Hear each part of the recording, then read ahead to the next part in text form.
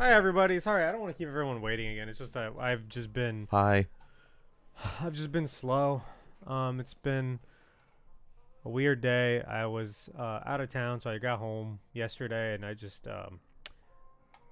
did a bunch of other stuff, and not the things I should be doing. So Cap, You're a bit thrown off. yeah, a little bit. Cap, thanks for hanging out. Thanks for lurking. Cameras are coming on now. I'm just trying to activate them. There I am. Yeah, so I'll set you up. Oh my gosh, that kind of scared me, like my knee was talking to me. Oh, yeah. Yeah, like I don't like I put on, it's been 20 minutes. I put on, 15 minutes so like people can kind of trail in. Grab popcorn. Yeah, do what you got to do before we get started proper. And then I start getting the news ready, and Streamlabs is just super slow when I don't know if I can fix it on my computer. I don't think it's my computer specifically. I think it's just. I think it might be your computer specific. No, because because I look at the RAM usage and stuff, and it's not overloaded fine. at all. Yeah. So I don't know why Streamlabs has such a hard time, and I think it's because we have so many things on Streamlabs. There's a lot of but so do a lot of other people. A lot of streamers that do gaming on the PC will have two PCs though, one for streaming and one for gaming. Yeah, but that's if they're running the game on the on a PC. That way they're not. Yeah. They're not overloading. Yeah, yeah. Like we're not doing that. And because unless you have like a $5,000 PC, that shit's gonna lag. Right. Okay, let's get me on here. Yeah, no, we're not gaming on our PC, so yeah, I don't know why it's doing that. Alrighty. The lady at Winn-Dixie asked me what my hair routine was. What'd you say? A lot of conditioner. Oh, yeah, that's fair. I'm like, I don't really have a routine. Should be like, it's all natural, baby. Maybe that light should be more yellow. You think so? Yeah. More yellow or just dimmer? I think brighter and more yellow. My eyes looked really big right there. What the fuck? Okay. What's it at now? Like not yellow, but not quite white. Is it more yellow? I want it warmer. It's just getting brighter. Yeah, a little bit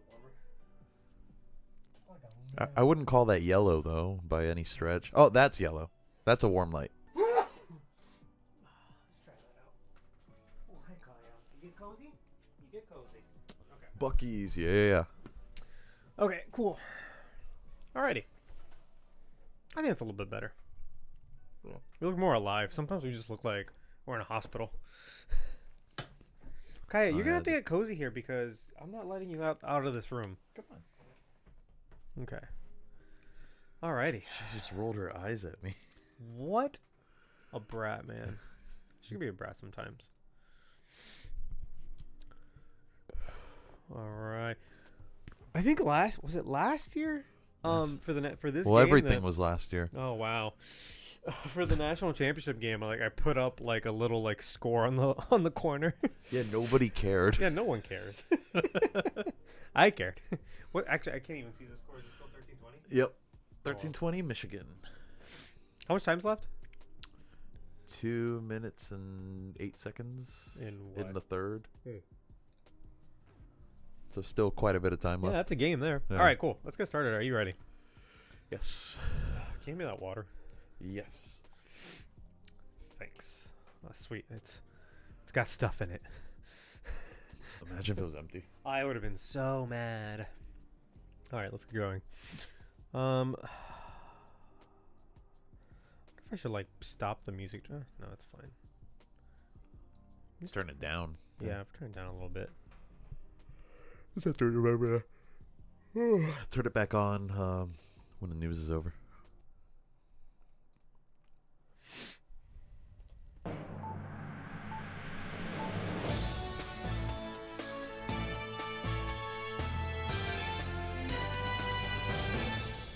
Welcome to news from the Phantom Zone, where we bring you some of what happened this last week in comic book movie news. My name's Arnaldo. I'm your host. And I'm joined by Birdo. and you know what's going on, guys. Is that I'm very confused. Is that your second one? Yes. Oh, okay. Sorry, I don't know if the camera caught it, but you're pouring and it's like full, and I'm like, how? It was like that scene from Thor where he just like Doctor Strange keeps on just like filling up his My beer just kept refilling. I was like, where's it all coming from? I'm actually Okay. magical, guys. Yeah. That makes a lot more sense. Anyway, let's get started this week. Basically, I just kind of put this together real quick. So, let's probably go fast. But Okay. Jack Black has been cast in Minecraft, the movie. Yeah, He'll be- he's playing Steve. Yes. I don't know. That's the main. That's like Okay. the person you play as in Minecraft. Because, like, it doesn't have, like, a narrative, does it? Minecraft? Not really. I know nothing about It Minecraft. has like some lore, but not really a narrative. Although there is a game literally called Minecraft Story Mode, and that has a little story to it. But that's Okay. like something separate. It's like a So, like, an after-the-fact thing? yeah. Gotcha. Yeah. So there was, like, no original story or No. anything like that? No. But you're called Steve. Yeah, that's just the name of the Okay. guy, the default guy that you run around as. That's the Smash Bros character. Yeah, that's the Steve. only. Yeah, that's the only way I know him is from Yeah. Smash Bros. I didn't even know he was named. That's better than like say like Pokemon. Do you remember Pokemon? Like you either played as Red or as Blue, and the character's name by default because you get to like Canon wise, it's Red because Yeah. Blue is the Gary. right.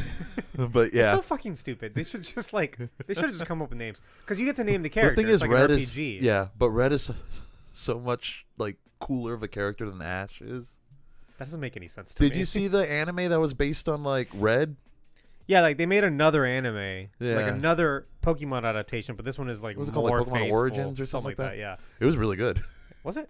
Yeah, it was only like what, like 5 episodes or something like that. It was pretty like it was a short series, but Did he talk? Did he talk? I think he did. Oh, okay. Yeah, I think Yeah. He still kind of looks like Ash, though, right? Because Just- Ash is like he looks like a based more on mature Red. Ash. Yeah, or a more Interesting. stoic Ash, I guess. But Red is way better. Okay, Kai, you get cozy. And always remember at the end of like the gold, silver, Silver, and crystal, you fight Red. Yeah. At, like he's the final fight of the game. Right. Like he's still there. He didn't move. Yeah, yeah. He's at the top of the final four. I did like that, and I like that he has like the starter Pokemon Mm-hmm. because obviously he played the game. Yeah. Anyway, we talked more about Pokemon than we did Minecraft. in Oh that yeah, segment. Minecraft.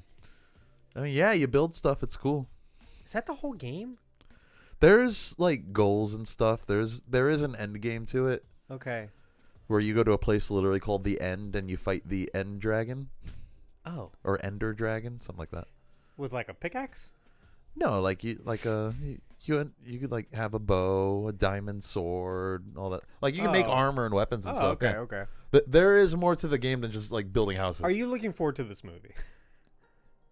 I'll watch it. Okay. Let's move on.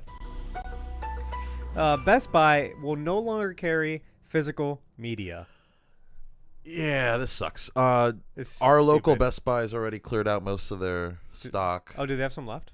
Some stuff. I actually went there like a week and a half ago, and I bought a few 4Ks. Oh, okay. Yeah, Were they on sale at all? some of them were, most of them not really. I might- did get I may swing by and just look. I did get a steelbook for Army of Darkness though for like $13, and that was really cool. Oh, nice. Yeah. Yeah. So basically, like the only thing I was spending money on tech-wise right now, because I'm not employed, is just like steelbook releases, because I always collect. Which This- aren't cheap, but No, by no means. But like, But you know, Best Buy was usually the one carrying them. Mm-hmm. And now they'll still make them, and this is how I didn't know how this worked. I kind of had to like. well, I look noticed into that it. the Loki and WandaVision steelbooks were available on Amazon. Yeah, so now they're open. A lot of them are open, so they're not exclusive. So you can buy them Amazon, Walmart. That might actually make it easier to get Target. them. And then some of them, because I looked at the upcoming I know releases, there's a lot of exclusive Best Buy ones though. At the they used to be Yeah. Best Buy exclusives. Yeah. Yeah, all steelbooks used to be exclusive to somebody, Mhm. and then Best Buy kind of won that out. But yeah, so now it's just like Walmart and then like open. So the exclusive ones are Walmart exclusives now. Okay. So I don't know if I can. I'm not taking my ass to Walmart to buy a movie. Well, see, that's the thing. I don't know if Especially this Walmart. If Fuck you can this buy Walmart. online still Maybe. for Walmart. Maybe. Walmart's trying to do more online retail. So. Like I know they do it obviously, but like I don't know if it's gonna be like anything, like I think you get items shipped to like one of like the like smaller like grocery store Walmarts too, and just pick it up there. No way. Can you do that? I think you can. That's so weird. It is weird. But I mean, it's Walmart. Well, there you go. And I prefer those ones over like the super Walmarts anyway, because that place attracts weird people, man. I mean, you can get in and out though. Every time I go, I am accosted by somebody in the parking lot. Define accosted. People asking me for rides. People asking me for money. This has never happened to me. People telling me I smell good. Okay, well that's good. But it's like in a creepy way. Oh well. Anyway, it's never normal when I go. What I don't understand is why they wouldn't just like, if you want to take it out of the store, take it out of the store, but just keep it online. Yeah. Because a lot of retailers are doing this where like they sell a lot more items on their online than they do in person. Yeah. Like in store because of the inventory limitations or whatever. Stores are only so big. Yeah. Well, actually, no. But that's also bullshit because like they don't need the space. Like I don't know what they're gonna put in that area. But, it's like more stoves. Even the video game stuff. It's like there's like almost nothing there now. There's like little vouchers. Yeah. That you take to the counter, like, okay, I'll go to the back and grab your game for you. Like that's disgusting. I hate this. It's just weird. Like But then like the store itself is just because Best Buy's a big store generally, so it's just a lot of empty floor space. What are they gonna do? Put more fucking Verizon kiosks there? Yeah. I don't know. I went to a Best Buy, not ours. Ours is okay. The one down the street where it was like. I remember Best Buy used to sell instruments. Oh wow! Do you remember that? Yeah. Yeah. Damn man, that was a unlocked memory. You just. Anyway. Yeah. Yeah, they used to actually have stuff. Yeah. And now you just go and you like buy something either digitally or like something to like be delivered to your door. You know what I mean? Like yeah. Every time I walk in there, I'm disappointed. Yeah. I die a little bit every time I go inside a Best Buy. Yeah. But yeah, I went to one where it was just like all like it was basically just a showroom. Like they had like a handful of products that you could look at, and then like half of the store, because you could tell like they like put a big divider halfway down the store. Half of it is just like a huge warehouse. So like because that's annoying. That's the one on Colonial, so it's like closer to the center of town. So it's like in the center of Orlando. So it's basically used as a giant warehouse near the airport, kind of. No. Well, yeah, it's by the little airport. Okay. Yeah, not the real. Yeah. That's where I bought my keyboard, my piano keyboard. Well, not anymore. No, they don't sell those at Best Buy anymore. That was also like a decade ago. Yeah, now it's mostly like here's this big area where you can walk up and like pick up your order that you bought online. But like the actual store has very few items, and it's fucking depressing. Yeah. Now I gotta go to Sam Ash for all my instrument needs. That one closed too, didn't it? Fuck. Like the one that the one I'm thinking of. The one that you're thinking of that's like across the street from that one. Yeah, that one's not there. Oh no. Yeah, everything's online. There also used to be a CC's Pizza there. I think that's gone too. There might still be a Sweet Tomatoes there. No, all that shit's dead, man. Fuck. There's no way there's a Sweet Tomatoes. Like that whole little plaza, for some reason, that was a big part of my childhood. The one with the library? Yeah. It's getting very specific. That weird yeah. I think that library closed too. So there's nothing there anymore. No, there's like nothing there. Okay. Anyway. And you know the mall right there too? That's like dead. Yeah. I don't understand why this like one stretch of like Orlando is like dying. Everything died in that stretch, but it's in the middle of the city. Like there's no it's why packed. is nobody going to anything there? I don't know. Well, and that area wasn't the best kept area. That might be it. Stephen Yeun, is that how you say his name? Stephen Yeun? I think it's Ewan, yeah. Is out as Sentry in Thunderbolts. Funny thing about this is it was never officially announced that he was cast either. Oh, was it really? It was accidentally leaked by Robert Kirkman, who is... What was that? This is the wind. No. All the windows are open. I know it Oh. freaked me out too. I'm like, is someone here? It was accidentally leaked by Robert Kirkman, who is the writer of The Walking Dead and Right. Invincible, and I guess Stephen Ewan voices Invincible. Right. So, during some interview, Robert Kirkman brought it up that he was being like fitted and stuff for like Sentry. Oh, gotcha. Yeah, it sucks. I like Steven Yeun a lot. Yeah. I hope Marvel scoops him up for a different role. Yeah, apparently the reason he's out is because like Scheduling. because everything got pushed back, Yeah. so that fucked with his schedule. Yeah. So he just can't do it anymore, Right. unfortunately. Yeah, but hopefully they get him for something else because he's great. He's a great actor. He's honestly really funny too. Yeah. Oh yeah. It's great and Invincible. I haven't seen season 2. I should probably sit down and do that. And he definitely needs to use more toilet paper. Yeah. Bigger slice. Bigger slice. Batman the Caped Crusader is almost written. So What the fuck? What does that mean? okay, here's what it means. It's almost written. It's almost written. I couldn't figure out a Chiron for this, but it's described. Basically, the writer's room for season 1 is almost complete. So they're almost finished writing season 1, and then they can full on produce it. Okay. And so I don't know if there's a date on it, but basically, I thought this thing was dead. I thought this was one of the things that got scrapped by WB. Well, this was supposed to be like their next big animated series, right? Yeah. I think it's possible that they sold this to Okay. like Netflix or Amazon or something, along with the other Batman thing that came out, the Batman Christmas thing that we didn't see. Right. Wow, we should have watched that. Yeah, I should have watched that. I don't know if anyone saw it. Let us know if you saw the Batman Christmas movie. It's always next year. There's always next year. But it's being described as very different to Batman the Animated Series because it's by the same creators. Bruce Timm? Bruce Timm and the other guy. Is this going a more mature route, or is this still like kid friendly? Yeah, so it says it is more visually violent and has a Okay. noir-like tone. So yeah. Okay, cool. Because Um, I feel like even Batman the Animated Series kind of like pushed the envelope a little bit with that. 100%. Yeah. Yeah. Absolutely, it did. It's great. Whereas Superman the Animated Series was still very kid friendly, but it was still in the same style. So it was a little weird. I think Because one's a us Superman growing show. up, that's also what made it be like, oh, Batman's so dark and cool, and Superman's such a fucking Boy Scout. Yeah, I love the Superman animated series. I love both of those shows. Mhm. And then obviously like Batman Beyond and Justice League. yeah. And some of the there was Some movies too. there were a couple others that kind of flew under the radar, like Well, there was- Static Shock. Static Shock was good. That was that like in the same universe? I think so, because I think there was some crossover. Yeah, there was crossover between Static Shock and Batman Beyond. Batman. No, No. it was Batman Beyond and like Batman Beyond is in the future. right. No, it was Batman Beyond and some robot show that then like spun off and then this robot show. What am I thinking of? I can't remember. That was. Okay, wow. It was a very it was definitely part of my childhood, but it was such a short part of my childhood.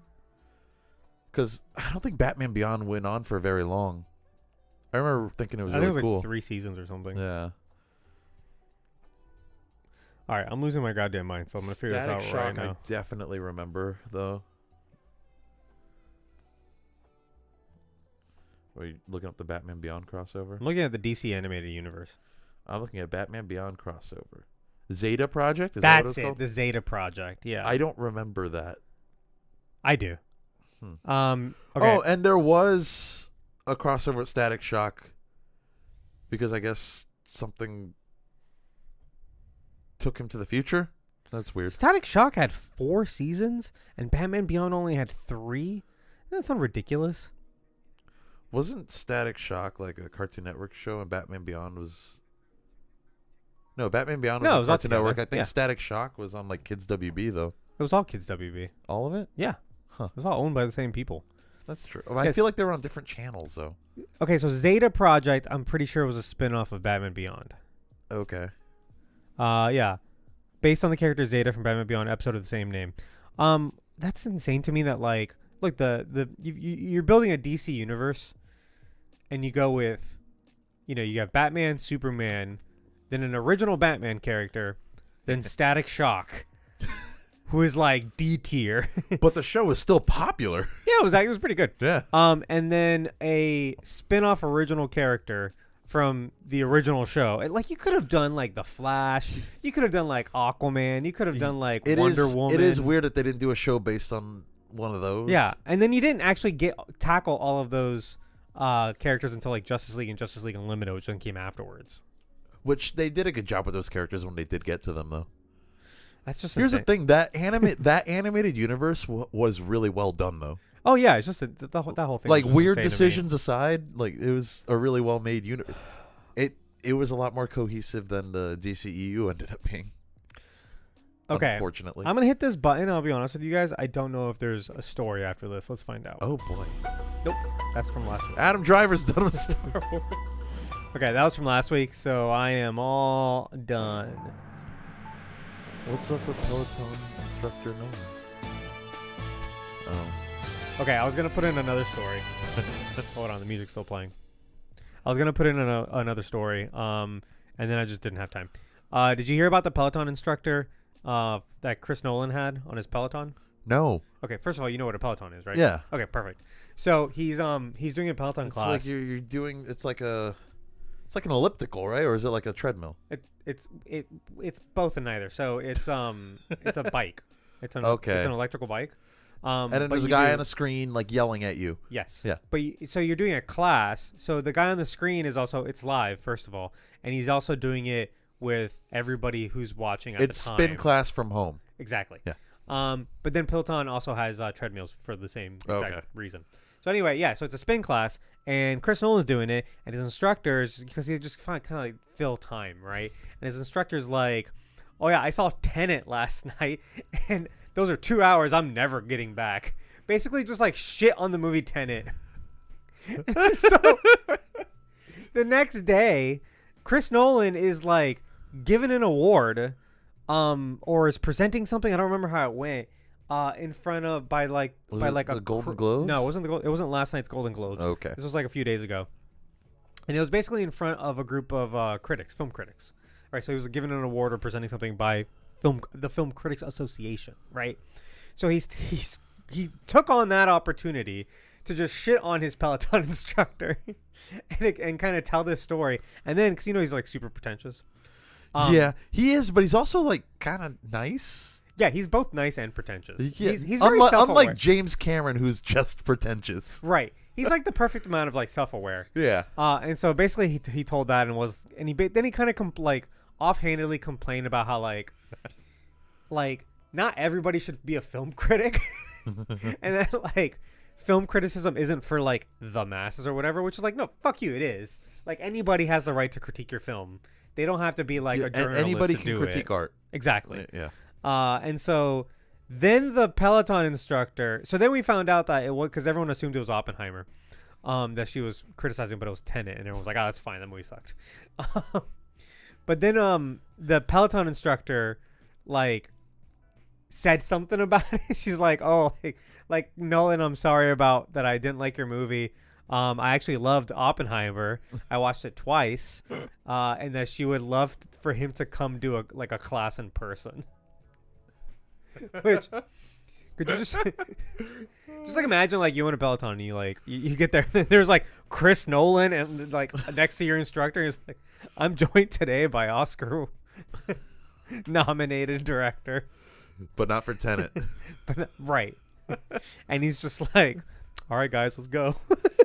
That's funny. So anyway, He might do it. No, he's too pretentious. He was not gonna do it. Yeah. It'd be so fucking funny. And like if I was Peloton, I'd reach out and be like, "Hey, this is a good ad." Christopher Nolan from like 15 years ago would have done it. Oh yeah, like Batman Christopher Nolan? Yeah. He would have done it. He had something to prove back then. True. Not anymore. So anyway, guys, that's all the news we have. We will man, last week I had something and I didn't even write it down. What? But anyway, we'll see you guys next week with more news here on Patreon or Twitch. Yeah, no, that's all. All right, goodbye. Bye. All right, guys. So now let's get started on Where's Mephisto? What if? Wait, what was the thing you didn't write last week? Like an outro. Oh. Yeah, this is it. So we're gonna be talking about 6 episodes then. Yeah. But it's gonna be split into 2 Where's Mephisto episodes? Yeah. Okay.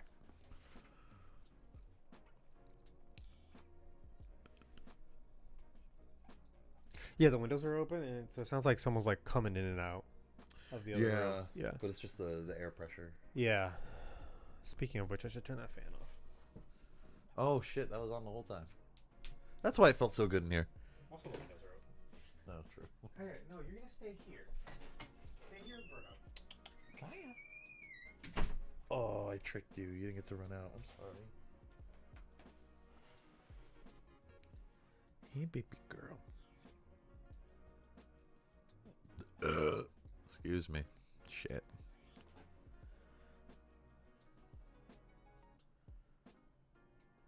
It's okay, Kaya. Look, he's back. Hey, honey, you gotta get cozy here. Oh, you know what? She was staring at the door the whole time. Let me get you a blanket. You want a blanket? Here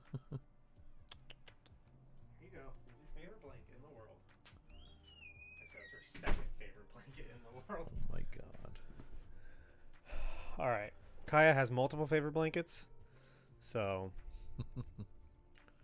Oh, she's gonna hop up. She also has ranked toys that she destroys every likes toy more than she her. owns. So we get her some good toys that aren't that wreckable, honestly. Oh, good girl. Now she's happy. All right. Oh, I didn't know why he said Buc-ee's. You're wearing a Buc-ee shirt. yeah, Oh, Sable's at Wendy's. she made it. Oh wait, no, she stopped at Wendy's. She's already on the road. No. She is 86 miles away. Oh, it's not that far. I mean, it's not close, but Do directions to. She's an hour and a half away. Okay, cool. She'll be here as like we're like almost wrapping up. yeah.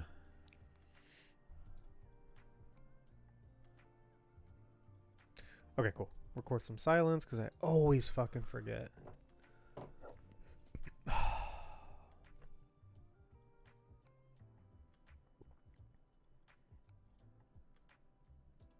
Alrighty. All right. All right, you ready? Yes. All right, let's get started. Record. Welcome to Where's Mephisto. This is your bonus podcast where we watch whatever's currently streaming and ask the burning question on everyone's mind: where the fuck is Mephisto, Birdo? I'm kind of sick of asking this question. When are we gonna get him? I really don't know. I still think the closest we've got was WandaVision. Well, we're we didn't do cover that, WandaVision, but everybody else did. That's true. And they were asking where the fuck is Mephisto. You made a good point last time we did What If last weekish 2 weeks ago or whatever, that it most likely gonna be in this. Like, this is the one thing where like he could be in, you know? Yeah. As in What If. Although, I mean, Ghost Rider is an Agents of S.H.I.E.L.D. Philly, sorry I've been MIA. Still love the pod. Still love you both. Thank you. Working on the road sucks. What If is awesome. Happy podcast. Oh, and thank you for the subscription. I'm assuming you were just dropping in and dropping that message because you're probably I should be on the road. I was on the wrong screen this whole time. Here we go. Whoops. But thank you for the resub. Yeah, are you like so wait, are you hanging out or are you out? Or are you already gone? He might have already left. So anyway, so yeah, this is going. We're gonna record 2 episodes, and so this is going up on the Patreon. Oh, he's here. Yeah, just a little come and go for me this week. Oh, okay, well, that's fine. Hope to see you soon on whatever we do next. Aquaman. Oh, you know you have to watch that movie. Oh, you're right. Yeah. Now that Sable gets back and she gets her stitches off tomorrow. Okay. Yeah, and then we'll be able to go to the movies because we also want to go to the movies and like watch some movies. There's a lot of stuff out right now. Yeah. Yeah, there's like a bunch of stuff I want to see, and I kind of want to get caught up for award season too. Oh, true. Which is like technically already started, but I still like 2 months until the Academy Awards. We got time. Okay, so if you're here, you guys, you know who we are. If you're here, you know who we are. You know what we're doing. Let's get going. Berto, where are we looking for Mephisto today? We're looking for Mephisto in What If episodes 4 through 6. Yeah, 4, 5, and 6. Yeah. It's 9 episodes total. We're doing 3 episodes of this, so 3, 3, and 3. Let's get going. Episode 4. What if Iron Man crashed into the Grandmaster? Directed by Brian Andrews and written by A.C. Bradley. So what we did last week, we did MCU prerequisites instead of like Easter eggs. Right. So we talk about like these are the things that you are kind of expected to have seen or know about. Just have some general knowledge on. Right, going into this episode. Yeah. And for this, I'm saying it's Avengers, Thor Ragnarok, Guardians of the Galaxy, and What If Season 1. This episode was actually supposed to be a part of Season 1. Exactly. Yeah. So, and because they didn't finish this one in time, basically, so at the end of Season 1, you have the team up, the, what do they call them? The Defenders of the Multiverse? I think it's Guardians of the Multiverse. Guardians of the Multiverse? Yeah. Once that team is formed, the only member that we didn't know who she was Gamora. And we did get a clip of her hanging out with Tony Stark. Right. Like kind of. Sort of, like in space for like one shot. Yeah. And you're like, what happened there? Like, you don't know. So this is that episode, and then like basically the Watcher just reframes that. He's like, oh, you remember this episode? Well, I didn't tell you about her. Let me do that now. Yeah, it's like, oops, I forgot. Yeah. But the interesting thing is that her episode isn't really her episode. She's just in it. It's a Tony Stark episode. It is definitely more of a Tony Stark episode. Yeah, it's what if Tony Stark did Thor Ragnarok. Right, because he kind of, it happens during the events of Avengers. Kind of like at the end. He just doesn't make it through like that. Yeah. He doesn't make it back to Earth. But, you know, and something I really like about the show is, like, you get to see the similar series of events play out differently. So it's not always like, hey, it's not always like this one thing is different and then so now everything goes a different way. It's a lot of times it's like, hey, these canon events that have to happen are still going to happen, but in a different time period or in a different way. Yeah. Or in a different combination of characters and places and whatever. Mm-hmm. And so I like that, like, this is kind of some of those events of Thor Ragnarok, but if they happen to Tony instead of Thor. Yeah. Right. And like, obviously, like several years earlier. Right. Like a good, what, like 10 years earlier? 8 years? No, yeah. I don't know. Who knows? 6 years? It might be 6 years. I can't do MCU math anymore. I'm kind of, real quick, this movie I kind of want to watch. It looks like a shitty heist movie that's going straight to Netflix. Oh, cool. Yeah. But I'm like, I just kind of realized that, like, I haven't seen, like, you know what, do they make these movies anymore? Like a shitty heist movie? I'm down to watch. They don't make like shitty movies like that anymore. That's what I'm saying. Yeah, like every like movie's trying to be the best movie. And it's like, right. How about you just stay in your cool lane? With some like mid stuff every once in a while. Yeah, they're fun. They can be fun watches. Like in the 2000s, everyone was obsessed with heist movies, and then like stopped. Yeah. I'm sorry, I didn't agree to that. So I'm gonna watch that. I think it's just Netflix, but I don't know if it comes in theaters too. And it's starring Sam Worthington. It looked like from Avatar. Was it? It looked like him. I don't know. Anyway, I don't know if it was him. All right, let's get back on track. Bonus watches. So bonus prerequisites that are not part of the MCU. Chariots of Fire. Yeah. Death Race. Okay. Wacky Races. I don't know Wacky Races. What's Wacky? You don't know Wacky Races? No, what's that? It's a Hanna-Barbera cartoon. I don't think I watched that. Oh, dude, you know. Okay, I'm gonna show you like the only Hanna-Barbera and Cars I can think of is like the Flintstones and like him running in his car. I was upset that they didn't like straight up make a Wacky Races reference. Okay, so the TV show Wacky Races, where all these characters and they're all doing like a race. And it's wacky. You recognize some of these characters. Oh, I definitely recognize some of those characters. Yeah, they're very famous. They're from that Yeah. specifically. Oh, that's weird that I recognize the characters, but I don't recognize the name of that show. Huh. And you know what? I probably have watched it like on like Cartoon Network as a kid. Probably. The series features 11 different car racing against 11 different cars racing against each other in various road rallies throughout North America, with all the drivers hoping to win the title of Who's the Wackiest Racer, or the world's wackiest racer. The show was inspired by the 1965 comedy The Great Race. So you probably know some of the racers, like Yeah.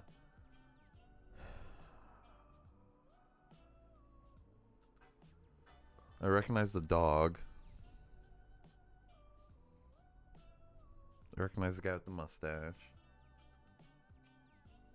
yeah, I'm trying to find their names because I forgot. Why do I want to say the mustache guy is like Dick Dastardly? Yeah. Yeah. And his snickering dog Muttley. Yeah, I even knew his name. What the fuck? Yeah.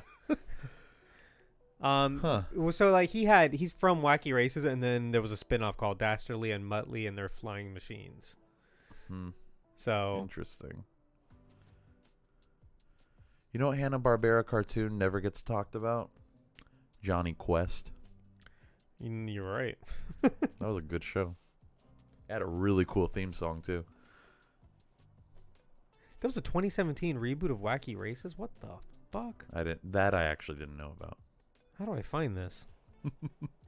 Wow. Anyway, yeah. If anyone is aware of Wacky Races, please let me know.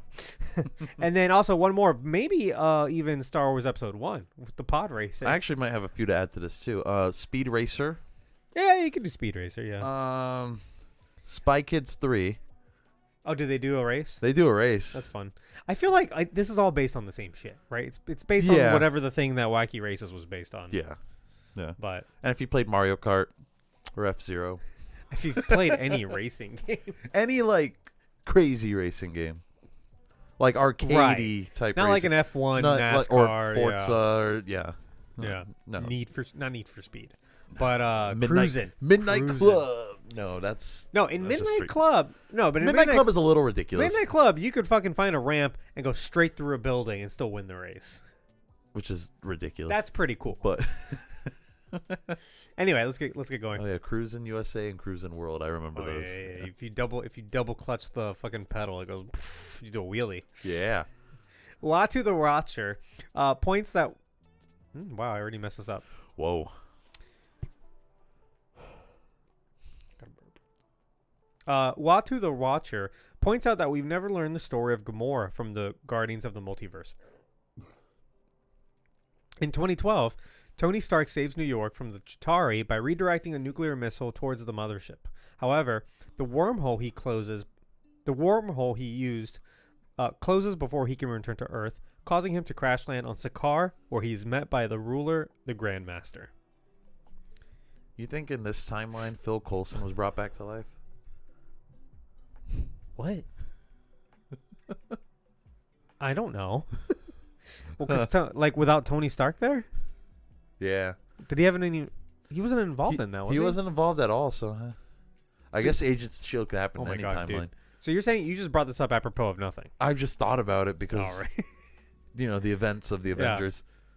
I like this though because, I like all of these episodes, but I like the ones that are just like this one tiny thing went differently. Mm-hmm. But then we're gonna get into some other episodes where it's like, no, like a million things are different. Especially, I think the episode after this one. No, the episode 6 is probably the biggest. Like, what the fuck? I'm thinking about like the 1602. Like that one's like, hey, That one too, but there's like 20 million things that are different. yeah. But this is just like Tony Stark missed a wormhole, so now he's stuck in space, and he goes where all the other space garbage goes to, which is Sakaar. Yeah. We never find out why Gamora's there, though, right? Yeah, no, she says it. I'll get to it. Okay. Yeah. I don't remember. Okay. Grandmaster recognizes Tony Stark, a.k.a. Mr. Metal Mojo Man, since news of his defeat of Thanos' Chitauri army has already reached Sakaar. Iron Man... So he says time works differently here on Sakaar, but what he means is like, I think while you're in those wormholes, like you go you experience time faster because when Thor falls out of his wormhole, Loki's already been there for like 2 weeks. Yeah, and like they both fell at the same time. Yeah, they were in the same Yeah. thing. Yeah, exactly. So similar concept for like Tony Stark, it's been like a minute. Because I think the Grandmaster says something similar in Ragnarok. Yeah, he says the same thing. But he says it when like referring to his age or something. Well, no, but yeah. He's like, but here on Sakaar, and he's like, Yeah. does some weird facial expression. But I think that's also because he's like an eternal or whatever, or like an immortal, or he's something. Is he a celestial? Yeah, he's a celestial. He is? It's like him and the collector both are, aren't yeah, they? they're brothers. I know that. There's like 9 of them. Or is he something else? They have a name. In the MCU, I'm not sure. Because I think they are classified different than they are in the comics.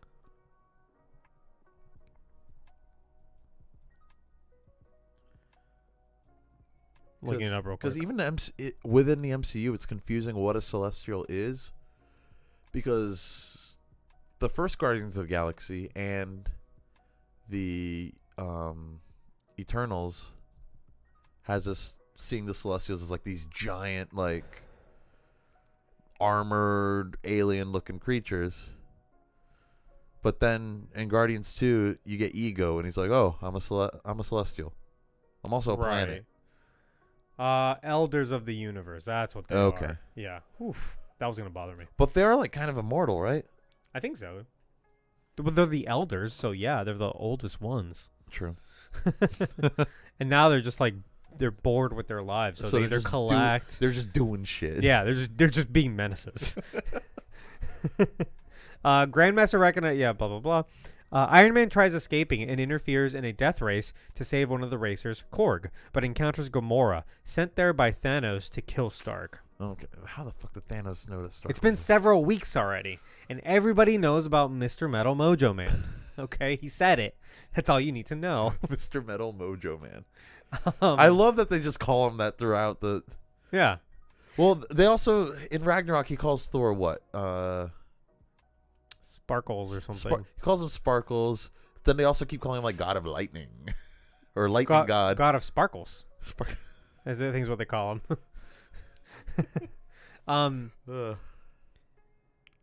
No, but I think like Thanos, even like in the regular timeline, is well aware of. He knows the who Avengers. He knows who Tony Stark is. Yeah. Yeah. I just had to pick. What's the score now? 13-27 Michigan. All right, they're about to score Michigan's kicking ass right now. It was only close for like a second. I should have put money on it. Wow. This game that you know nothing about. So it's been a few weeks. So Gamora was sent there to just like, hey, kill this guy because he's the only Earthling who's here She's like, now. yes, father. The trio are captured and imprisoned in a lover's suite. That was funny too. That was fun, yeah. I think they're just like, they're very good looking people. Just put them in here and see what happens to them, you know? Tony easily escapes using his arc reactor, and he and Korg leave Gamora behind. I forgot Korg was already in the room just sitting there. He's like, oh yeah, I'm here too. Hey, Arculus. Hey, Arculus. Bucky's, yeah. God, everybody loves your Bucky shirt. Because Bucky's is awesome. Sure. I lived in Texas. I can actually say that. I love seeing Tony how resourceful he is, like outside of like Earth. You know, this is just an extension of the cave. You know. Yeah. He's still gonna figure it out and get his way out of there. He built this in a lover's suite. Yeah, on Sakaar. Without a box of scraps. He didn't even have that.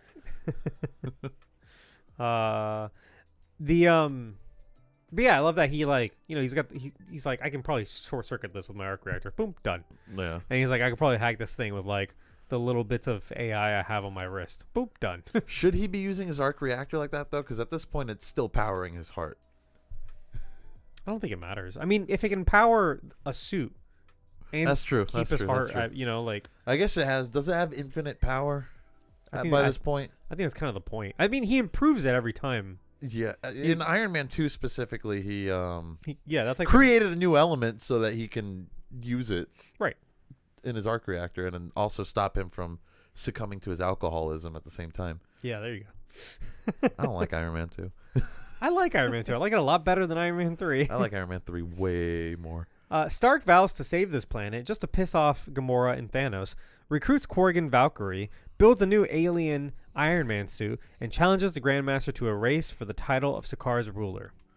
Topaz reminds Grandmaster that he has absolutely nothing to gain and therefore no reason to accept this challenge. But he still accepts. But the Grandmasters are so titillated by it and accept anyways, trying to cheat throughout the race.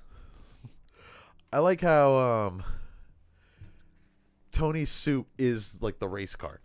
Well, at first he's given a chariot because Grandmaster's like, Tony, as smart as he is, he's like, you can pick the cars. Right. So he gives him like a shitty chariot, but all knowing that he can transform into a better car anyway. Yeah. And that was awesome. That was a great little surprise. Yeah. Thank you, Sabdrab. Hey, Sabdrab. It's a good shirt. Oh my god, dude.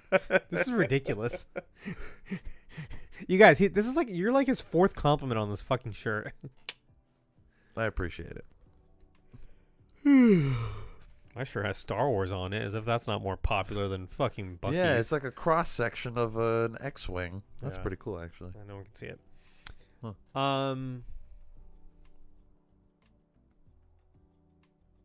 Yeah.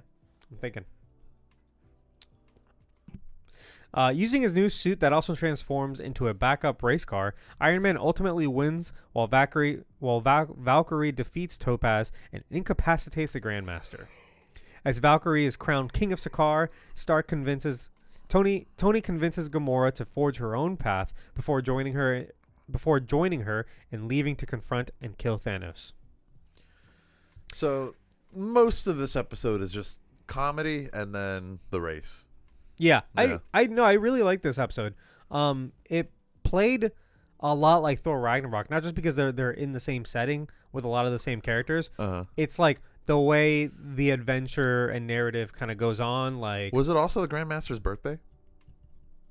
oh, doesn't the birthday song play? I don't think it. I think he literally says it's my birthday. Oh, okay. Like in the song. Yeah. Nice. Maybe that's when he recorded it. But yeah, no, it kind of plays like the first half of that movie, where instead of the big kind of Roman Colosseum style fight, they'd have the big race instead. Yeah. Honestly, like, yeah, it's a fun episode. It's not too much story wise happens here, but it's just like. Well, see, I feel like that's where I'm disagreeing with you, because also there's a whole subplot of him convincing Gamora to like forge her own path in a very Tony Stark way. Kind of just happens during the race. No, it happens before that. They have like they have a short conversation. They have like 4 or 5 different meetings, and every single time, Maybe like, it just happens so fast. you gotta go back and rewatch that episode. Yeah. I think. Yeah. Because an entire subplot within like a 20-minute episode is crazy. I mean, they're 30-minute episodes. It's not. With credits. The credits are like 8 minutes long. All right. Well, anyway. So, the cast for this one is Mick Wingert, who is the voice for Tony Stark / Iron Man. I thought he nails it. He sounds so He much does like such a good job, honestly. he sounds so much like RDJ in this that I was legitimately impressed. Like, you can't really pick him apart. You can't really pick him as like the one who's not I'm the looking original at him actor. right now. His face even looks familiar. I feel like I've seen him in something before. Mick Wingert. Jeff Goldblum as Grandmaster, Tessa Thompson as Valkyrie, Taika Waititi as Korg, Rachel House as Topaz, Josh Brolin as Thanos. Those are all original cast members. And then Cynthia McWilliams is the voice of Gamora. Also a very passable. She sounds like Zoe. Zoe Deschanel. Yeah. Zoe Deschanel. Zoe Deschanel. Zoe, what's her fucking last name? Saldana? Zoe Saldana. Oh, now she goes by Saldana. That's Yeah, right. it's different now. She switched it. I talked about this the other day.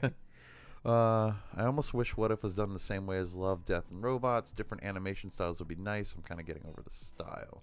Oh, I don't like the animation very much at all, although I do think it's vastly improved. It's better than season 1 was, Yeah. but I do agree. I think if they did like Love, Death, and Robots, or even like Star Wars Visions, where like each episode is done by like the animation is done by a different studio. Yeah. Or the I also- Animatrix, you remember that? Animatrix. That was probably one of the first things that did this actually. Yeah. But that'd be cool. Batman had one too. Sorry. Really? There was a Batman. It was literally Animatrix. It was the same exact concept, but done for Batman, and it took place. I don't think all episodes are canon, but some of the episodes are supposed to be canon to the Dark Knight trilogy. Oh, okay. And some of them take place like between Batman Begins and the Dark Knight. Amazon did this with The Boys also. Yeah, I think it's called Batman Gotham Knight, by the way. Okay. I don't know if it's on our list because it's questionable canon. I think maybe we could do it. Yeah, maybe. I mean, if anything, it could be considered like a one-off type. Yeah, sort of. An Elseworlds type deal. What if Samwise Gamgee picked up Thor's hammer? Well, then Frodo would be useless. If Samwise would definitely be worthy. Yeah, no, for sure. He's the best of all of them. Yeah. He'd probably just like march straight into Mordor then. He'd fly into Mordor. Oh, actually, they would. They would just drop it from the top. Yeah. Oh my God, the trilogy's over instantly. It'd be a little boring, but I mean, I think it would welcome change. It'd be a welcome change. It almost makes me think all these what if episodes take place in the same universe. They all take place in the same multiverse. I get. They're all Marvel. they're all branches off of the MCU specifically, but I get what you're saying. I don't know what the logistics would be if they tried to make this series and get a bunch of different studios involved with animating. Yeah. I don't know if that'd be more difficult or easier. I mean, we talked about this the last episode, but like a lot of the textures are better. A lot of the lighting effects are better. The motion and the action look really good. I think just that type of like cel-shaded 3D animation just isn't for me. It looks like a webcomic or like a video game. Like it just doesn't look like a top tier. Right. This is supposed to be like a premium TV show. It looks cheap. I know it's not cheap, but it looks cheap. Well then, wow. Similar, kind of like Wish. Oh yeah, yeah. Did you didn't see it? Did you? I did not watch it. I did hear one of the Chris Pine song, and I was like, ooh, that's not pretty bad. Those lyrics aren't great. Yeah. His voice is fine. He's the best, Chris. Yeah. But the lyrics were not good. That was used for the Ghost Rider Marvel Snap video. I have not seen that. Huh. All right. Any other thoughts on this episode? I thought it was just fun. I think I liked it more than you did. I really, really enjoyed it, and I'm probably gonna watch it again. Oh, okay. I go back and forth on. We'll talk about it at the end. But I go back and forth between whether or not this should be just an anthology of individual kind of interesting stories, or if they should kind of connect. This season in general has done. It does a little bit of both. It does both because like it doesn't. It's not all one heavy-handed like narrative. Right. Like you know what I mean? A couple of episodes connect. Yeah, in like small ways. Yeah. But this is kind of this and like the Christmas one might be some of my favorites because it's just kind of like the Christmas one I loved. Yeah, this is it. Like here's a fun little self-contained story, and that's it.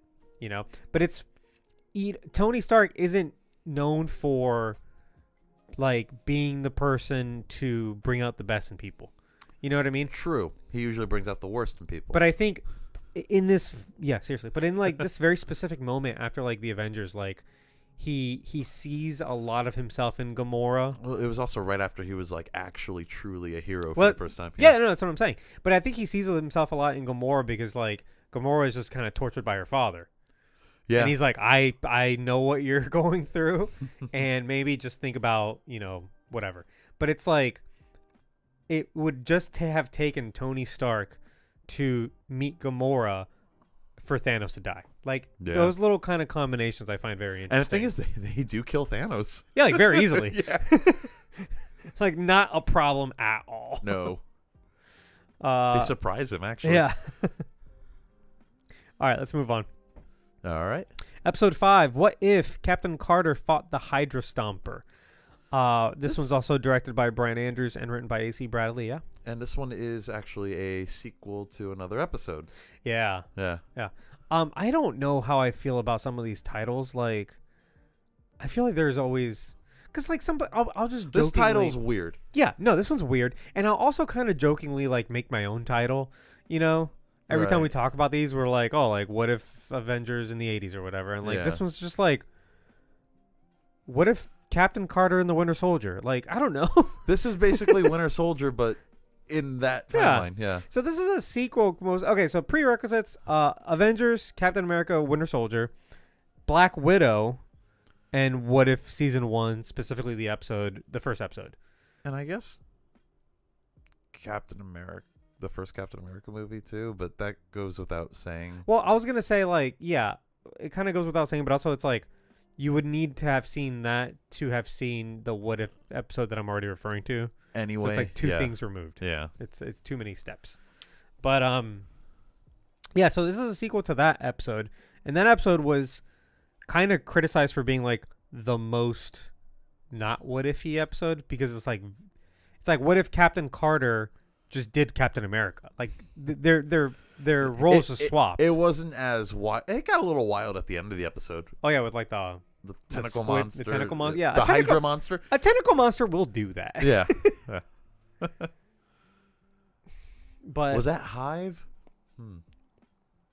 You wouldn't get it. It's an Agents of S.H.I.E.L.D. oh reference. god, But that's supposed to be the creature that Hydra was like creating or whatever. worshipping or influenced Oh. by, or it's complicated. There's The a lot of lore there. Oh god. um Yeah, so for that episode, she just basically plays out the events of the first Avenger, but she's in the role of Captain America instead of Steve Yeah. Rogers. And the very end is a little different. The way Right. that all happens. Steve Rogers instead is given a proto Iron Man suit Yeah. invented by Howard. And it's called the Hydra Stomper. They call it the Hydra Stomper, yeah. Yeah. So what I always found interesting about that, well, actually, let's get going. We'll talk about it. After the Watcher sends Captain Peggy Carter back to her own timeline, she lives out her universe's version of the Avengers, fighting off the Chitauri with the rest of the Avengers, but making a special bond with Natasha Romanoff. Are they gay? No? Or are they just like really good friends? I mean, she's like clearly in love with Steve Rogers. She could be bi. People can be friends, Berto. It's just some of their interactions. I'm like, is there something more there? No. I don't know.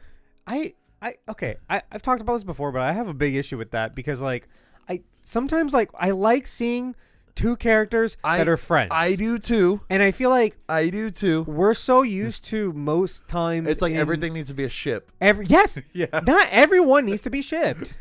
And I know someone out there is probably shipping. Michigan won 13-34. Oh, cool. I know someone out there is probably already shipping this, but like they're girlfriends. Like they have a connection because they're the only two women there. And like Natasha, I mean, throughout the entire like first two Avengers movies, she's always complaining about like, oh, do I always have to pick up after you boys and blah blah blah. Blah, and, blah, like, blah, blah, blah. Testosterone. yeah. And so it's like, yeah, if the tides had turned or if the shoe had, I don't know the fucking. If the shoe If the fell. if you had two left feet. What? I'm just making sure. Then you can't dance. And Captain Carter were in Captain America's position instead, then yeah, things would have gone slightly different. And here's something that I noticed. She gives it directions differently than Steve Rogers did in the Avengers. And it's because she gives Natasha more to do than Steve Rogers did in the Avengers. Huh. I need to rewatch that scene then and like compare them. Also, Hulk's not in it, which I thought was super weird. Yeah, where is he? I don't know. He exists. Where's Bruce? Because they talk about him later in the episode. Right, but he's just absent. He wasn't there, I guess. Maybe he didn't Hulk out on the helicarrier. I think. Oh, that's interesting, actually. Huh. Yeah, but he would have still hulked out here for the Chitauri invasion. Oh, maybe. Maybe they just never recruited him. I think they didn't want to animate him. That's my that's my only. That's all it came down to. He would have been in for like 2 shots. But and they'll that's do it. 2 Hulk Hogans. Yeah. Anyway, later she and Natasha find Steve Rogers inside the Hydra Stomper armor aboard the Lemurian Star, but he awakes and attacks them.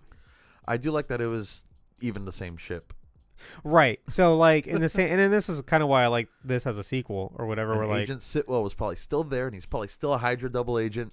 That motherfucker. well, maybe not, because it seems to imply in the next scene that Hydra was like actually dead. And because because it's the Red Room Yeah. this time. Yeah. yeah, Hydra's like gone. So instead of a Winter Soldier, the Red Room kind of took that void and They're the new Hydra. yeah, and they kind of caught Steve Rogers instead of Bucky. That's interesting. Yeah, because he was a Hydra Stomper, and Bucky actually ends up leading just a normal life, and then works his way up Shield, and then becomes the secretary instead of Secretary Pierce. Yeah. Secretary Barnes. So what happened to Alexander Pierce then? He just didn't get promoted, probably. Yeah, I guess he's just like He's just a regular guy. he's a subordinate somewhere. He's just Robert Redford. Yeah. But again, I like that this is taking the same kind of path of Winter Soldier, but like, I mean, it takes a turn. But a briefing with Nick Fury leads Natasha to deduce that Steve Rogers in the proto Iron Man suit, the Hydra Stomper, went missing in 1953 after successfully wiping out Hydra with Bucky Barnes. He was captured and brainwashed by the Red Room. When Steve attacks the S.H.I.E.L.D. headquarters, Captain Carter and Natasha help Brock Rumlow help the World Security Council. That's right. That's why we know there's no Hydra, because Strike Team is good. Exactly. Yeah. Protect World Security Council Secretary Bucky Barnes, the assumed target. Both Peggy and Bucky stop Nick Fury from using lethal force, and the pair successfully incapacitate Steve and travel with him to a secret hideout in Scotland. So now it's kind of like Civil War-ish. I didn't really, not really. There's the whole like, oh no, I see what you're saying though. like the because Nick parallel with Bucky in Civil War Yeah, and Steve here, right? Yeah, because like then presumably Nick is probably looking for them now. Right, they're probably fugitives. Sorta, yeah. Oh, but I meant to bring this up earlier. In this world, I found this super interesting. In this world or timeline or whatever you want to look at it, where Howard Stark successfully invents an Iron Man suit, Tony Stark still becomes the same Iron Man because we saw him in Avengers. True. And so that made me think of the opposite. Had Howard Stark in the regular MCU in the 616/1999, did Howard Stark actually invent like Iron Man, and like Tony he saw it, he knew about it, he thought about it, always saw it in his back of his mind. I could do it better probably. Maybe because like it was never successful. It was just kind of a prototype. Maybe it was just like conceptualized but never actually built. Exactly. Yeah. But then in the cave, he's like, you know what? I need to do that Iron Man thing. I can see that. I thought that because he already seemed to have like. It's almost like he already had the schematics in his head for it. Yeah, like he seemed very prepared in that cave. Yeah. He's like, finally, I'm gonna do this whole Iron Man. It's thing. like, all right, my dad had these schematics laying around. Let's see if I can remember. Yeah. Because it's obviously like, and that's what it's supposed to look like. The Hydra Stomper is supposed to look like the Mark 1. Yeah. They're very similar. And the Mark 1 looks very like old school, like mechanical. It doesn't look like something you would have built in 2008. Well, it was in a cave. With the box of scraps. Yeah. But so I mean just design wise though. Yeah. Yeah. Yeah. So like it looks like, what is it, Silver Age? Is that what Iron Man's from? Silver Age yes, comics? like the 60s, 70s. Yeah. You might even be later. You might be closer to the 80s. Oh, shit. In their hideout, they learn that the suit is keeping Steve alive, though each activation reduces his chances of survival. He wakes up and while seemingly sane, offers to help Peggy dismantle the Red Room in hopes of finding a cure. He takes Peggy and Natasha to a former KGB site, but the group is ambushed by drones and Black Widow assassins controlled by the Red Room's leader, Melina Vostokov, who reactivates Steve's brainwashing. Who is Natasha's like mom. Mother. Yeah. What's her face from The Mummy? The Mummy, yep. Her. Why can I not remember her name right now? I don't either. This just made me realize that I wanted to watch Black Widow again because I don't really remember much of it. It made me realize I want to watch The Mummy again. Okay.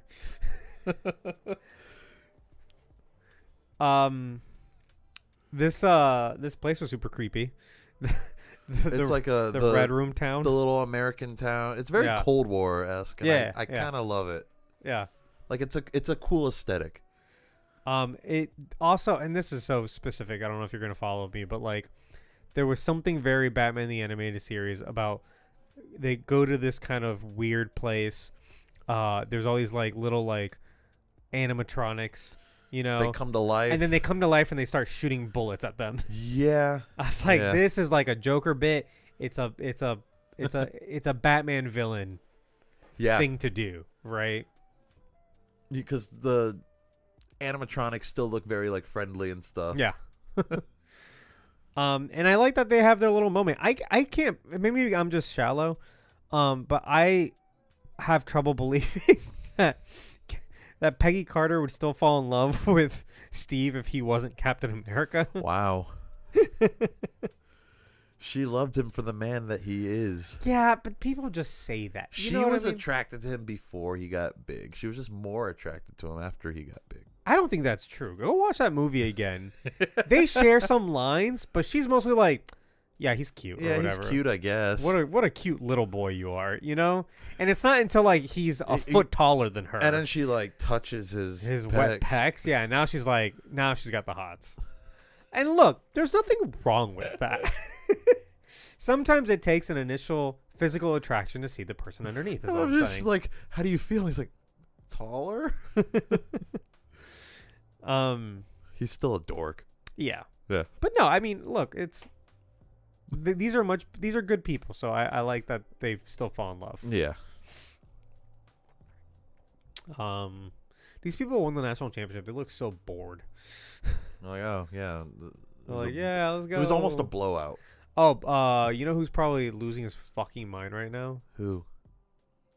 Blake? No, I forgot his name. No. Oh, the guy that I used to work with. The one who... I'm going to mute my mic real quick. What? That man is losing it. He's a huge Michigan fan. And he's crazy. And he probably had money on them. Oh, 100%. No, like he probably had like a stupid amount of money on them. Yeah. We watched that. There was a Michigan game on. It was like a random... It wasn't not an important game during like Blake's birthday party a few years... Like 5 years ago or whatever. He was not paying attention to Blake. He was losing his goddamn mind. And I'm like, dude, it is like August. Like the season just started. But anyway. All right. While Natasha fights off the Black Widows, Captain Carter fights Hydra Stomper and finally breaks Steve's brainwashing by proclaiming her love for him. He decides to sacrifice himself to destroy the Red Room. Amidst this, Natasha uses her grappling hook to tie Melina. I don't know why that's so hard to say. Were you trying to say like Melinda? Yeah, I think I keep on trying to say like the wrong thing. No. Uses her grappling hook to tie Melina to the Hydra Stomper suit, killing her in the resulting explosion. Peggy saves Natasha from the Red Room's downfall. Later, Peggy admits she believes Steve's still alive. How? How? Yeah. I was like, you're wasting your fucking life. He was in the suit that exploded. Yeah. And suddenly a portal takes Peggy into a Renaissance-themed universe where she encounters its variants of Nick Fury and Wanda Maximoff. And when this ended, I was like, oh, what the fuck's going on here? Yeah. I didn't realize that was the 1602 universe until like I rewatched it. I figured when he said when he mentioned like our queen. Yeah. And I was like, why does he... I just didn't understand why he had such a little twirly mustache.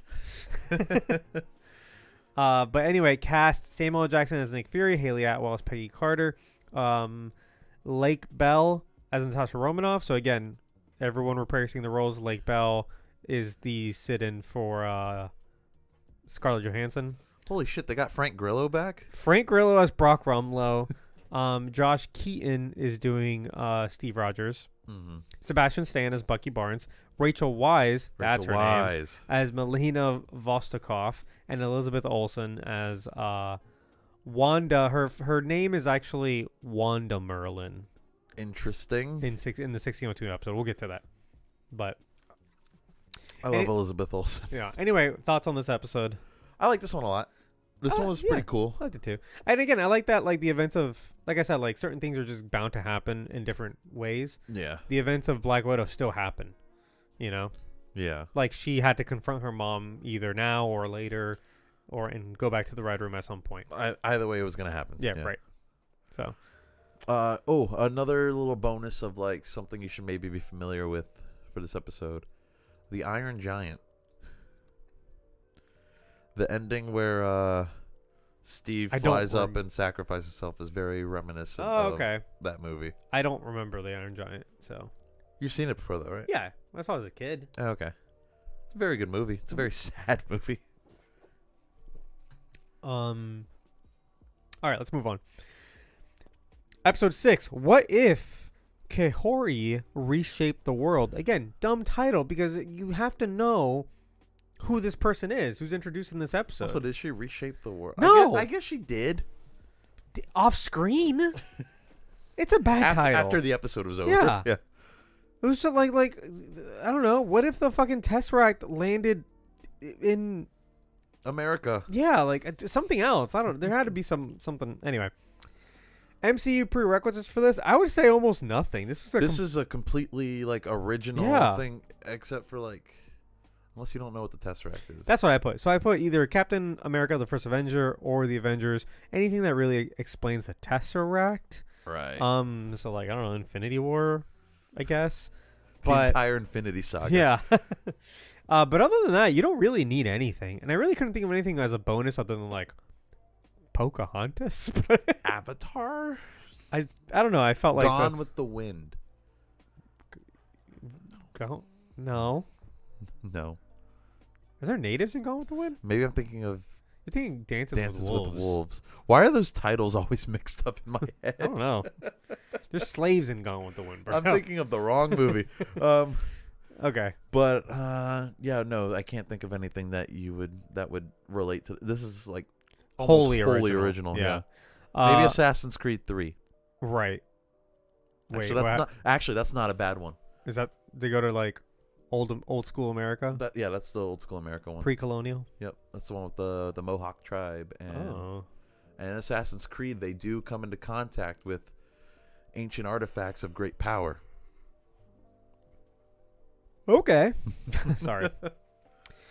In a universe where Surtur destroys Asgard during Ragnarok centuries sooner, Odin uses a Tesseract. But in the ensuing explosion, the Tesseract crash lands on Earth. Also, the Tesseract didn't really seem to help him much, huh? No, it didn't really do shit. Your plan was to Asgard's gone. Asgard's fucked no matter what, so you might as well have just gotten the fuck out. Like so, Thor's dead. Yeah. Everybody's dead. Apparently, everyone's.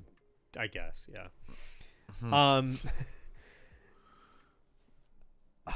Where was I? The space stone falls into a lake in the.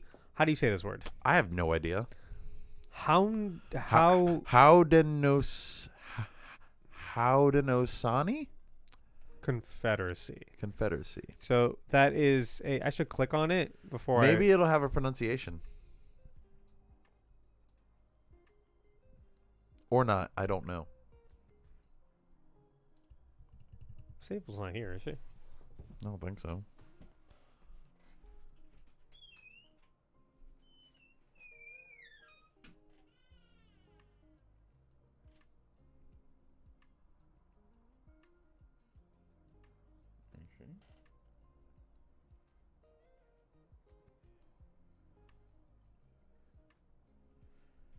No, Sable is still on the highway. I feel like doors are just slamming everywhere. They're freaking me out. The door's locked, right?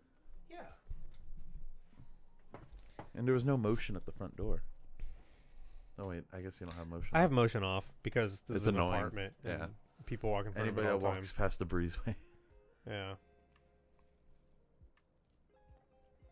Oh yeah, where is she?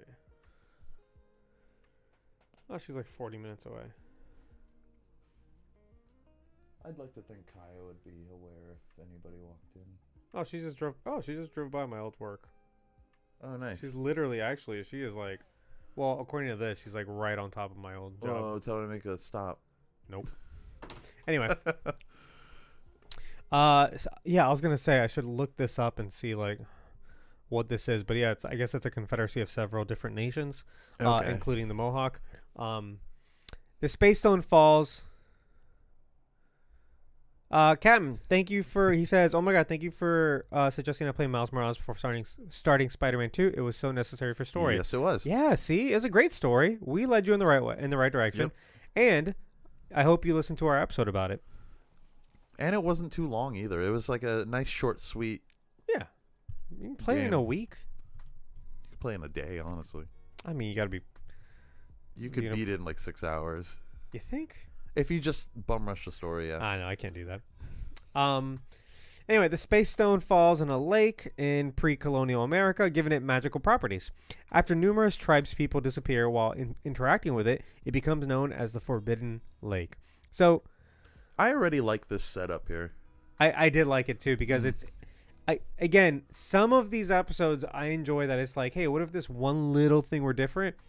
And some other things were like, hey, like, what if like we just go wild? Well, it's like this was one little thing, but it caused such a big ripple effect because of when it happened. Yeah. Well, one little thing, 400 years difference. Right. Like that's kind of a big thing. Yeah. But yeah, no, I'm loving it, and I love like leaving kind of this era that we're so comfortable in. You know what I'm saying?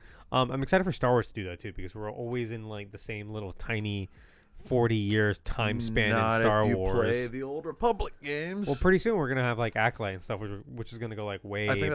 I think that's High Republic stuff as Acolyte. Yeah, so it's at least before the prequels. Right? It's before the prequels, yeah. Like probably like I think 100 years before the prequels. That's quite a ways away. Yeah, but the old Republic is thousands of years before the prequels. Anyway, and there's so much there. Yeah, no, but this is I'm with you. I'm really loving this setting. Mm-hmm. Also, should be noted that Surtur having like one line. That's the only English spoken here. Yeah, right? so besides far. the very, very, very end, I believe. Right. Yeah. The rest is all in Mohawk, or is that the language that they speak? There's a name. I don't think it's called Mohawk. God, we're idiots. It's got I honestly I can't pronounce the name of it. I didn't write it down. Yeah, it's in a. But we get that and we get some Spanish and that's it. Yeah, it's that in Spanish. And if you really want, you can go into the settings and change it to. They have the whole episode in English. Yeah, but I do think this episode works really well in. Yeah, of course. This language. I gotta look up what the language is though. It's gonna bug me.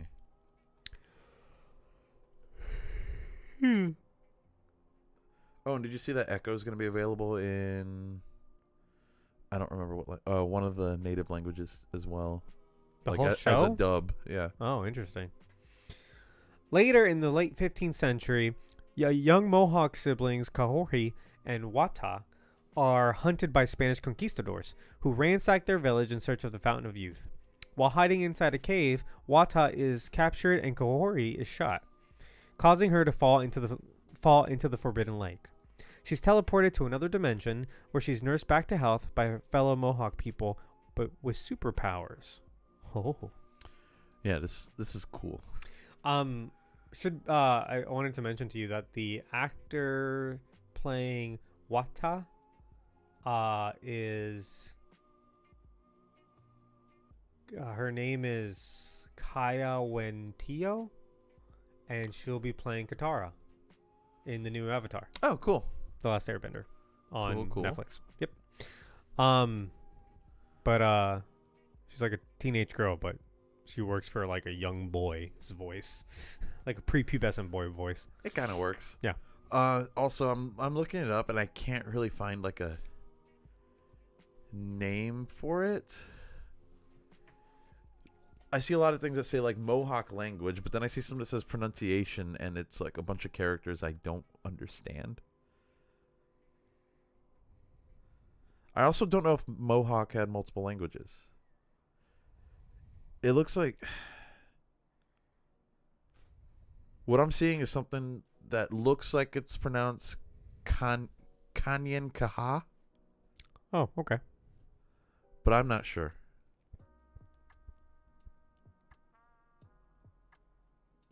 Because I see something else called Seko, but that doesn't seem right. So I saw it written down for like this episode. It's like this episode is. I did too, but I can't find that anywhere now. I'll tell you in like 2 seconds. Because it did have a specific name. It wasn't just Mohawk.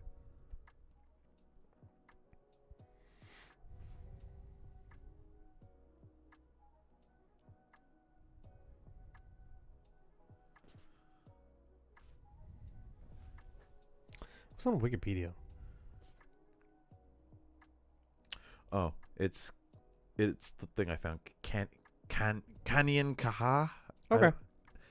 I don't know if that's how you pronounce it, but but yeah, a lot of those languages words are very difficult for me to pronounce just because of how they're written. Yeah, no shit. They're written very strangely. Here's a really fun like what if historic difference is that this takes place in like New York-ish, like that, like present day New York. Right. That area where the Mohawk were. That is where the Mohawk were, like New York, Boston, like that. Yeah. That. But the Spanish never went up there. They went to like Florida and the Caribbean and shit. Right. But because the Tesseract landed there and spurred up legends of the Fountain of Youth, they went north instead of south, then the Spaniards landed there. Which is very interesting. That I thought that was really fun. I also wonder if it's called something like not called New York, or because it wouldn't be called New York if the Spanish went there. Yeah, but none of that's being like super settled yet. So like because wasn't New York named after like Yorkshire? No, just York. Oh, just York. Yeah. Okay. But like that whole New England area would be totally different. Yeah, if so the like Spanish the went New York was settled by the Dutch. there. Yeah. And then by the English. It probably wouldn't be called New England then. It'd be called New Spain. But yeah. Well, okay. I was gonna mention that. Like. Yeah. And I think by the end of this episode, it kind of like undoes that. You know, and it's like because they get scared off. Right. The Spanish get scared off by Kahori, but I think. Had that not happened, yeah, the like all of New England could look different. Basically, it could all just be Miami. That kind of suck. But anyway, while inside a cave, oh wait, I already said that part. A villager named Atarax. I don't remember how they say her name. His name. I think they say it kind of quickly too. Yeah. Anyway. A villager named Atarax explains the missing tribespeople were teleported to the sky world where they gained powers and immortality but were unable to return home. As Kaorhi familiarizes herself with her newfound powers and absolutely kills it at hunting fruit from the backs of giant oxen, the conquistadors enter the lake, believing it to be the Fountain of Youth, and invade the sky world. Kaorhi stops them and uses her superpowers to bring down the portal from the sky to the ground and returns home. So some great action though. The oxen sequence is really fun. Mm-hmm. I like how they talk about how like all of the both plant and animal life were affected by the Tesseract here. I'm also curious where the hell they're at. Are they even on Earth? It might just be a different dimension. Because the Tesseract is the space stone. It'll teleport you anywhere through time and space anywhere. It could have created a new world. That's interesting. Like created like a new kind of like plane because it's existence. Similar. It's like it looks similar to where they were in the first place. Yeah. But like the oxen are 20 times larger. Right. And have like fruit on their back. And the trees are massive. Yeah. I like the little montage where she's learning how to use her powers. Mm-hmm. I thought it was pretty fun. I like how when she tries using like her powers to go to the portal, you learn that it's like, oh yeah, no, people have tried that before. And he's like, the record is like 7 steps or something like that. Yeah, but she's for whatever reason she's like the strongest one. Yeah, she's just Like her power, she's just better at her powers. Because she's the main character.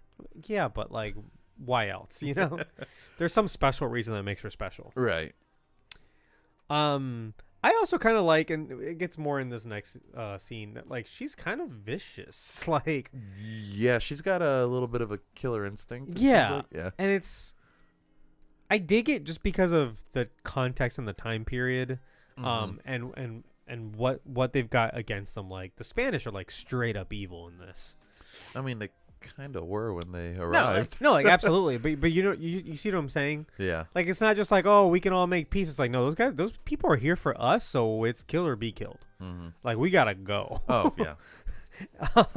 Kaori convinces the villagers that living in peace in their isolation does not help their people still on Earth, and that they must fight. She and the villagers defeat the conquistadors, rescue her people, and later force Queen Isabella to make peace. Soon after, Doctor Strange Supreme emerges from a separate portal and approaches Kaori. Again, this was another ending. I was like, what the hell? Because this Was Strange? Yeah, like Strange showed up and recruited Kaori, but it's like this is not the same group that recruited Peggy in the last episode. So I'm like, what the fuck's going on? Yeah, I thought maybe it would have helped if these episodes were in a different order. Because like maybe this should have been sooner, because then the Peggy one carries into 1602, which then carries into the finale. I think the 3 Peggy episodes should have been probably the last. That's 3. what I'm saying. Yeah. Yeah, because I split these up. It took me like a week to like finish that kind of trajectory. So right. The cast for this is Devery Jacobs as Kaori, who is apparently in Echo, by the way. She plays somebody in Echo. Okay. Not Kaori, but Devery Jacobs. Yeah, right. She plays a different character. Yeah, I don't know if she's the same character, but she's the same actress. Right. Kia Wentio as Wata. Like I said, she's going to be an Avatar. Jeremy White as Atarax. Gabriel Romeo as Rodrigo Alfonso Gonzalo. Benedict Cumberbatch as Doctor Strange Supreme. Carolina Ravassa as Queen Isabella of Spain. And Clancy Brown as Surtur. And Jeff Bergman as Odin. I meant to look up because he said he does a really good Anthony Hopkins. He does. I thought that was Anthony Hopkins at first. Not in this episode, because he says like one word in this episode, but I mean like in the other episodes. I think the next episode. Yeah. Yeah. And we kind of went through this real quick.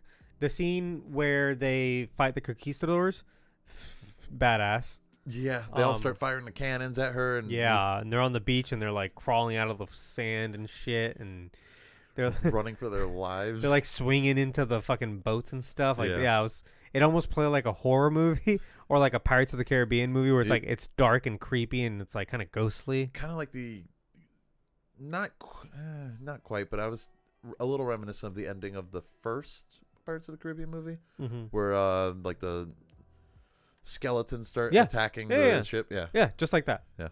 Yeah. Same page. But yeah, overall I really like this episode. I think it's a tough ask to come up with a brand new superhero out of whole cloth. I think they did a good job with this though. And they did a really good job, yeah. And she kind of basically has like Captain Marvel's powers. Well, see, okay, I thought about that. I'm like, what are her superpowers? It's kind of tough to tell. Like the Space Stone, Space Stone powers, I guess. Yeah, I get that the Space Stone can do a lot. Like it is powerful, and like in the first Captain America movie, it mostly just serves as a power source. Yeah, which is like even up to the Avengers, that's what they intended. Like that's what SHIELD intended to do with it too. Except that it also created a portal at the end of that movie. That was Loki's doing. But under no.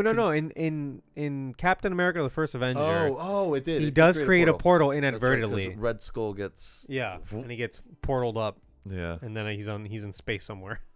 Yeah. Does it have a mind of its own? I think they all do to a certain extent. You know, it kind of seems like it. Yeah. Yeah.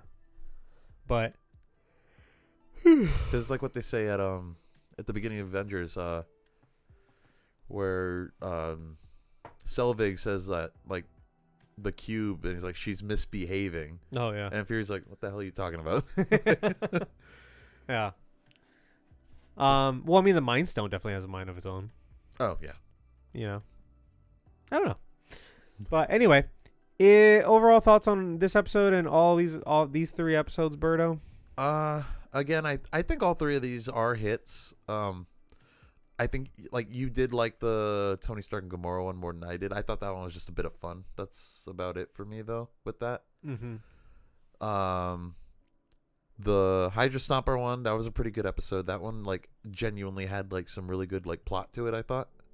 Yeah. And then I really like that one too. Yeah. And this Kahori one I think might be my favorite of the bunch. Okay, yeah, same. Because it's totally original and it's super interesting. I feel like they would have put as much time into this episode as like all the other ones combined. I feel like just in not in like the full production. I mean like the writing and like getting it right. Yeah, there probably had to be a lot of thought being put in. Yeah, this. This is not one that writes itself. Like this is they like the Christmas one. That one just wrote itself. Let's just do Die Hard. Yeah. Yeah. No, but this one they had to do a lot of creative muscles flexing here. Yeah. And I love it. I don't know what possible like future Kahori could have. I don't know if they're gonna try to work her into the like mainline 616 live action universe. I feel like that'd be a little difficult to do, but also like not impossible with what they're doing with the multiverse right now. Yeah. No, it could like 100% happen. Yeah. But I'd be like if she could show up in Secret Wars, you know? Right. But it just makes me wonder like what's the plan? You know, if you're coming up with a brand new character in something like this and everybody likes her, it's like, oh cool, right. like, one and done. Like we're well, done. remember when we all thought that Strange Supreme was going to show up in Multiverse of Madness? Okay, but in fairness, like a different sort of Strange Supreme did show up in like a different. It was almost like it was a variant of that Strange.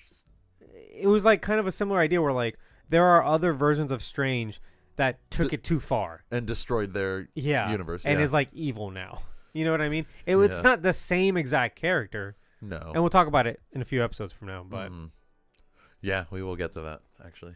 And then finally, is Mephisto in any of these episodes, Umberto? No, but he should have been.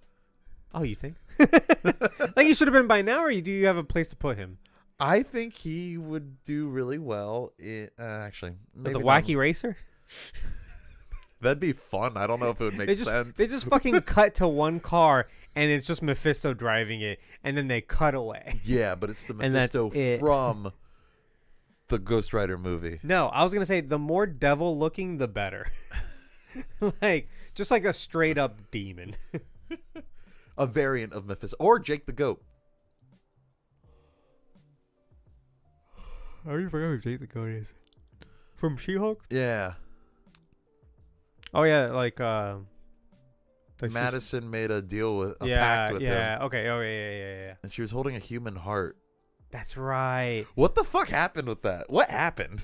I need a what if what if we followed Madison's story for a second? That's what I want. Maybe that is actually the closest we've gotten to Mephisto. I could see Mephisto masquerading as a goat named Jake. Yeah. Yeah, so no Mephisto yet. Pretty sure we'll get him in the next episode. Only one way to find out, you guys, and that's by joining us next week as we do the last 3 episodes of What If before tackling Echo. Echo would be shortly after. I think we're just going to do 1 episode on Echo on all 5 episodes. I plan on binging it anyway. Exactly. So, There's no point in breaking it up too much. But yeah, that's it for us, you guys. Thank you for listening. Thank you for supporting us on Patreon. You know where to find us. We're going to be in the Discord server, in the Patreon chat, and we'll see you guys next week with What If Season 2 episodes 7, 8, and 9. 7, 8, 9. Yep. All right. Thank you guys. Bye. All right. Berto, I think we're done. I don't really have. I don't know about you. I just don't have the energy. That's fine. Yeah. Okay. All right, guys. Thanks for watching. Thanks for joining us on our stream, and we'll see you guys. Do you know your schedule for next week? Let me look. Or the rest of this week, if you want to try to knock out this What If at some point. Let's see. I am off tomorrow and Thursday. You want to shoot for Thursday? Or do you yeah. Let's just shoot for Thursday. Okay. We can just do What If and maybe like play a video game or something. Okay. I probably will have watched all of Echo by then. I 100% will not have. Yeah, I'd rather. I like with Daredevil. I like doing like one a day. You know, I didn't like. Then you're not binging it. Yeah, I never said I'd binge it. That was the point of it all, dropping at once. I don't, because then you just can't follow it along that well for 5 straight hours or whatever. Anyway, guys, thanks for joining us. We'll see you guys on Thursday.